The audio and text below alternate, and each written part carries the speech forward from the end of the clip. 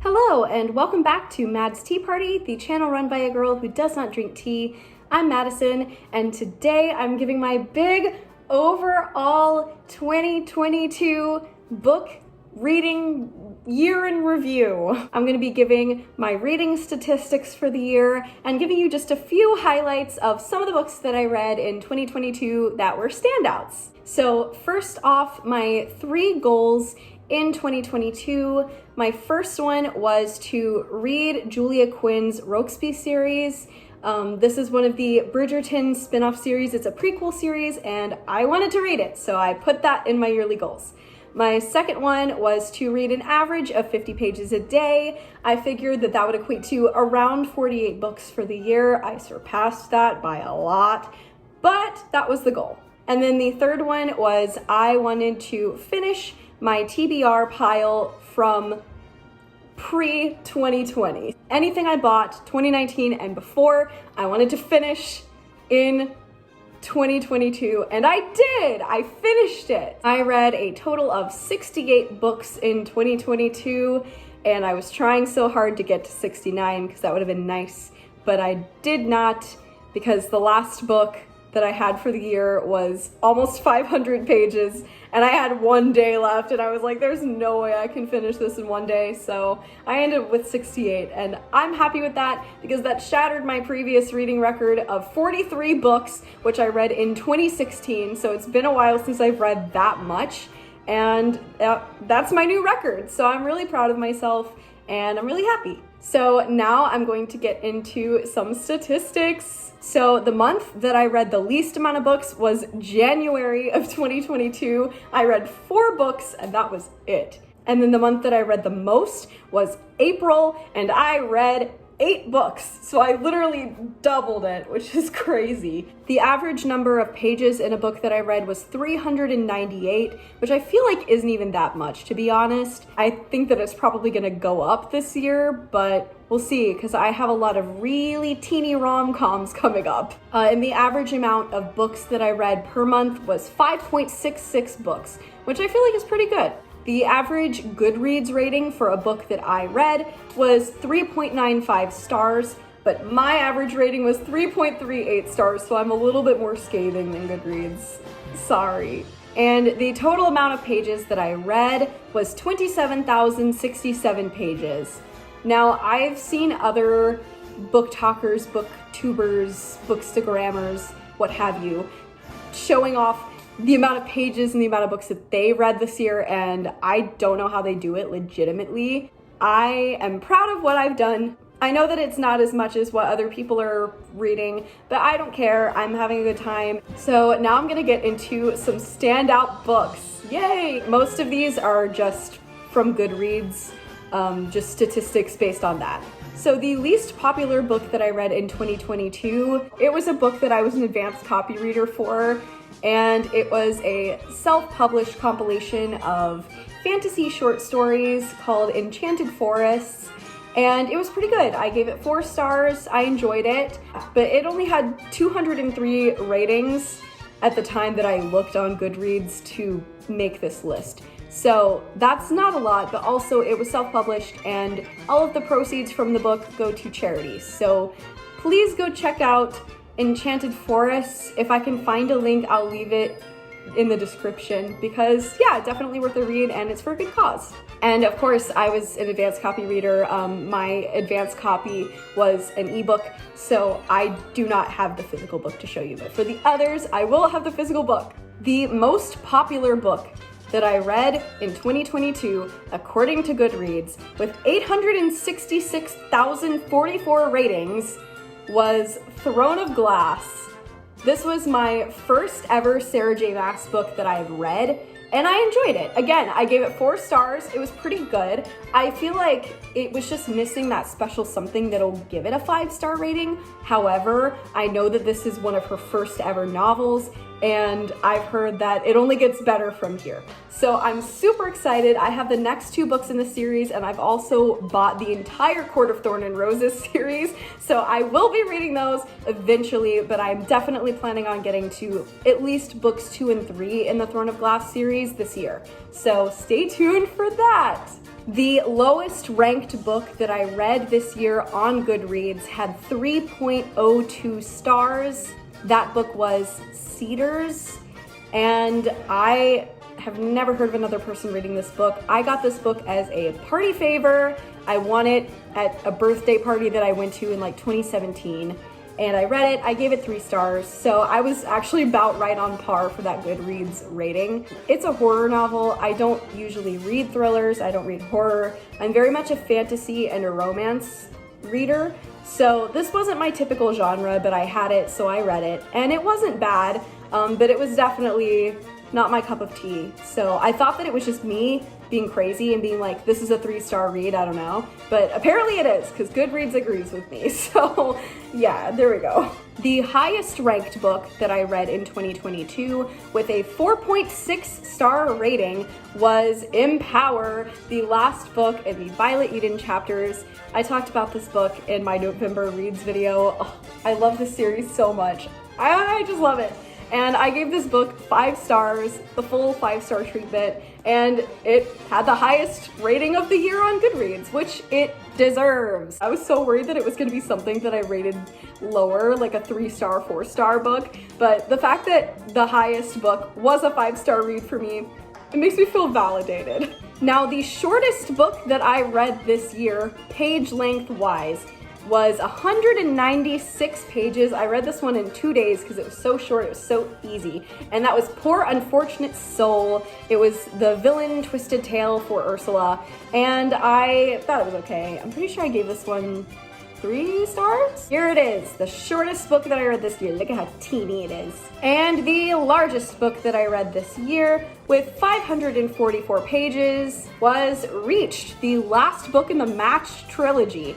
I read Matched so long ago and I didn't really love it, but I got the other books for dirt cheap, so I was like, I'll read them, I guess. So I read it. I read about half of this on a plane, so I got through it pretty quickly. Even though 544 pages would usually be about 11 days of reading for me, I got through this in less than a week because I was on a plane. 544 pages isn't even really a lot, but I don't know. That's my largest book for the year. Again, I think I'm gonna have a bigger book this year for the largest book, but we'll see. That was the end of my statistics. Now I'm gonna be talking about book of the year and crowning the champion of 2022. This year gave me my favorite book of all time, and I am curious to see if it'll be topped, but it's been a while since I've read it. I read it pretty early in the year. Book of the month in January was Night Sky. This one I got at a book thrift shop, and I actually really liked it. I gave this one 5 stars. A girl, she gets superpowers, and her superpowers are fueled in her bloodstream. So there is a new drug that is made with the blood of kids like her, and she's trying to not get turned into drugs. That's literally the whole plot of the book, but it is so good and I really enjoyed it. So yeah, 5 stars for this one. February's book of the month was Wild Sky, the sequel to Night Sky. I read them back to back, but they were in separate months, so here we are. This one was not quite as good as the first, but I still gave it 5 stars. Honestly, looking back on it, I wish I had given this one 4 stars. There's 2 books that are clearly setting up a 3rd book, but they just abandoned it. And I've looked at these authors' websites. They've written things since these books, but they never wrote a 3rd book in this series. You can't find it online. You can't find it on their website. But it's just so frustrating that it leaves on a cliffhanger like this and there's no 3rd book, and there will never be a 3rd book. So that alone makes me wish I had taken off a star.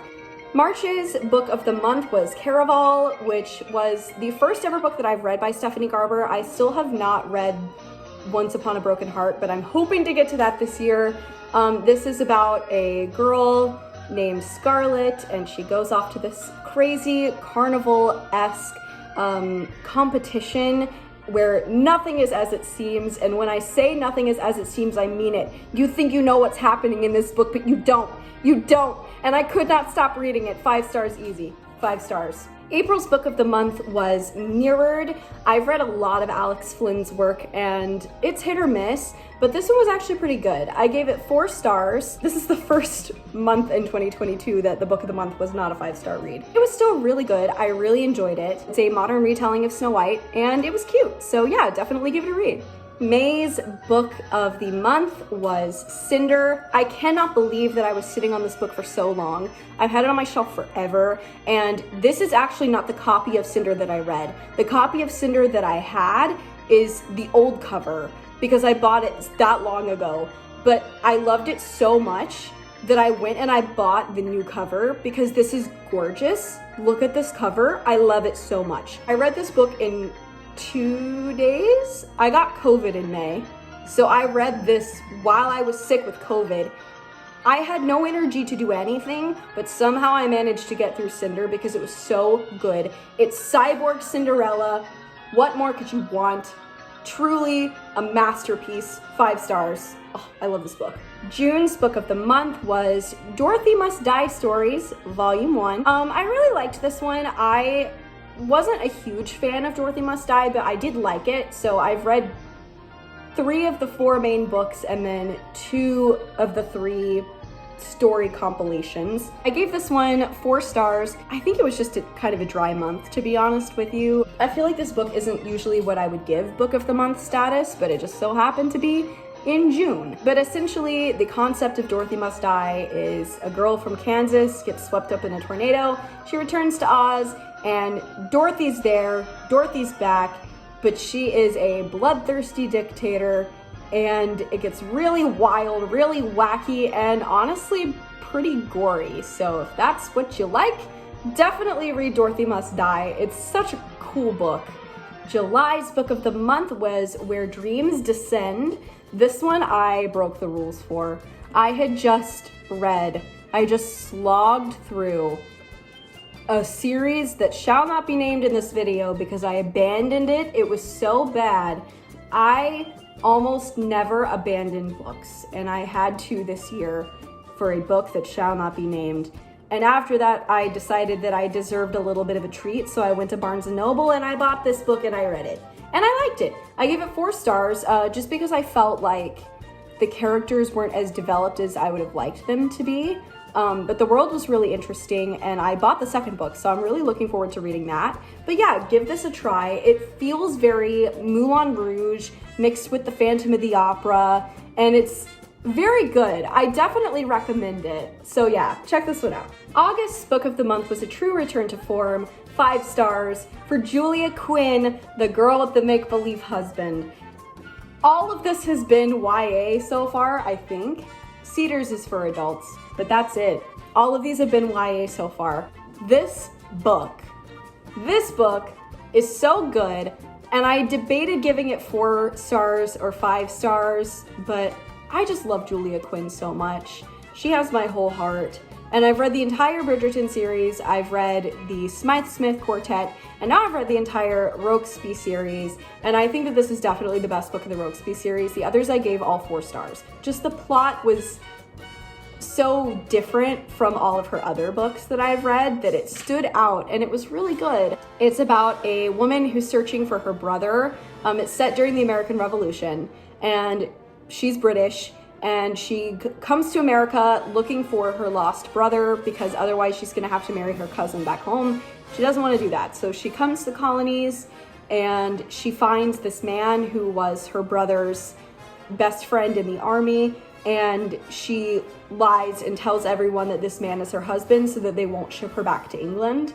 And so yeah, the book is about her and the man she lied about being her husband ultimately falling in love because it's a romance book. I love romance books that I read, and I'm like, this is a hot mess of a couple, but I love them anyway. So yes, 5 stars. September's book of the month was Zodiac, and this one was surprising because I had tried to read this book twice before I actually finished it, because the first 50 pages or so are just an absolute slog and they're boring. but once it gets going, it gets really good really fast. And I adore this book. I bought the 3 after. I gave this one 4 stars just because the beginning was a little slow and it was just missing that special touch, especially with the main character. I just want to see more from her. So I'm excited to see where this series goes. I should be reading books 2, 3, and 4 this year, so stay tuned for those. October's book of the month is Entice, book 2. I want to say book 2 in the Violet Eden chapters. I love this series, I really do. This one was one that I gave 4 stars before they started getting up into 5-star territory, so not quite the best in the series, but it was the best that I read that month. And yes, I love this series so much. It's about a girl who discovers she's part angel and the ensuing war that goes on. It's so good. November's book of the month has already been revealed. It is Endless. If you want to hear more about Endless, please watch my November book review video. 5 stars also. This book made me feel something. And December's book of the month was revealed in the December book review video, but it is The Glass Spare, 4 stars, just because I felt like it was missing that special something, but it was very close to 5 stars. I was toting that line a little bit, but I ultimately did give it 4 stars. Honestly, if I gave half stars, it would have been 4.5 stars. It was so good. Please read The Glass Spare. It's a King Midas retelling in a young adult princessy setting, and it's super good. But after all of that, the book of the year got down to 3. It was between Caraval, Cinder, and Endless. And even though I've spoken about Endless a lot on this channel, that's just because that's kind of where it popped up. And Cinder was definitely a close second. Nothing was gonna beat Caraval for me. I kind of kept it brief when I was talking about it before, but this book is incredible. I've never sat down and just started reading a book and then didn't stop and just shoved aside other responsibilities so that I could finish reading. And then I finished this book and I bought the other 2 and I read them back to back, which I never do. That's very rare for me. So yeah, Caraval was amazing. This whole trilogy is amazing. I wish I could have put them all in my top 3, but just because I read them back to back, they ended up being in the same month, so I couldn't do that. But I totally would have. And yeah, I love Caraval so much. It is now my favorite book of all time. I'm really hoping that Once Upon a Broken Heart beats it, because everyone that I've spoken to that has read both Caraval and Once Upon a Broken Heart has said that her Broken Heart series is better. And that makes sense because this is her debut novel, so things tend to get better as you go. But I don't think anything's ever going to beat Caraval for me. I love this book so much that I got the special 5th anniversary UK cover. Look at how beautiful this is.